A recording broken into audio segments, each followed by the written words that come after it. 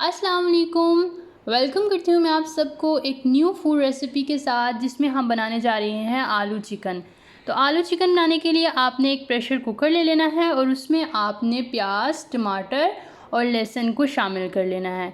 इसके बाद आप उसमें पानी शामिल कर लें। तकरीबन यहाँ पे 1 गिलास मैंने पानी शामिल किया है।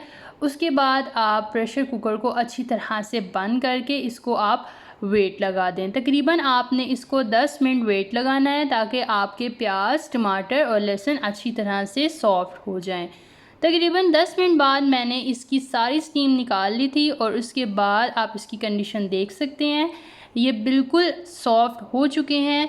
इस पॉइंट पे आपने इसमें एक बड़ा चम्मच ऑयल का शामिल करना है। जैसे कि आप देख सकते हैं, ये अच्छी तरह से सॉफ़्ट हो चुके हैं, बिल्कुल एक मिक्सचर बन गया है। अब आपने इसमें डालने हैं स्पाइसेस में आपने इसमें 1 टेबलस्पून नमक शामिल करना है। 1 टेबलस्पून आपने इसमें रेड चिली पाउडर शामिल करना है। इसके साथ आपने इसमें 1 टेबलस्पून हल्दी पाउडर शामिल करना है।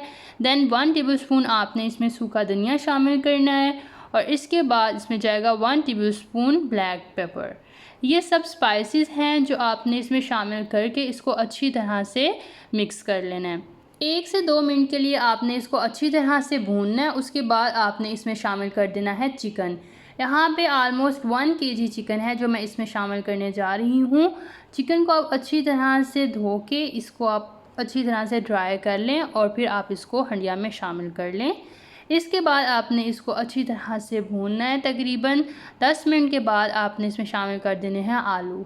यहाँ पे आप लोग 2 बड़े आलू या फिर 3 मीडियम साइज़ के आलू इस्तेमाल कर सकते हैं 1 केजी चिकन के लिए। उनको आपने अच्छी तरह से पीलिंग करके और फिर वॉश करके उसको क्यूब्स में काट लें। इसके साथ साथ आपने इसमें शामिल करने हैं 2 गिलास पानी के।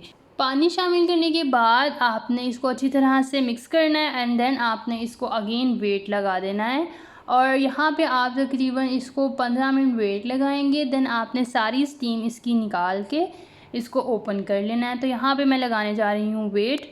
15 मिनट हो चुके हैं और मैंने इसकी सारी स्टीम निकाल ली है। ये आलमोस्ट कुक है। जस्ट कुछ चीज़ें हैं जो हमने इसके एट द एंड शामिल करनी थी।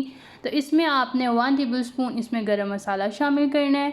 गरम मसाला आपने हमेशा एंड पे शामिल करना है ताकि इसका कलर जो है वो ब्लैक ना हो, इसलिए आपने गरम मसाला हमेशा एंड पे शामिल करना है। इसके बाद आपने इसमें थोड़ी सी कसूरी मेथी, उसको आप थोड़ा सा क्रश करके वो शामिल कर लें।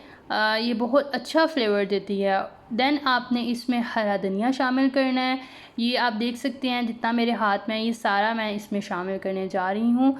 एंड लास्ट पे आपने इसमें 3 हरी मिर्चें 2 हिस्सों में आप उसको काट लें, उसको काट के वो अंदर शामिल कर लें।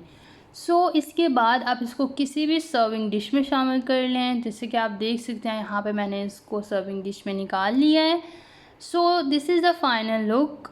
आई होप कि आप इसको बहुत ज़्यादा पसंद करेंगे। Please subscribe my channel. Thank you.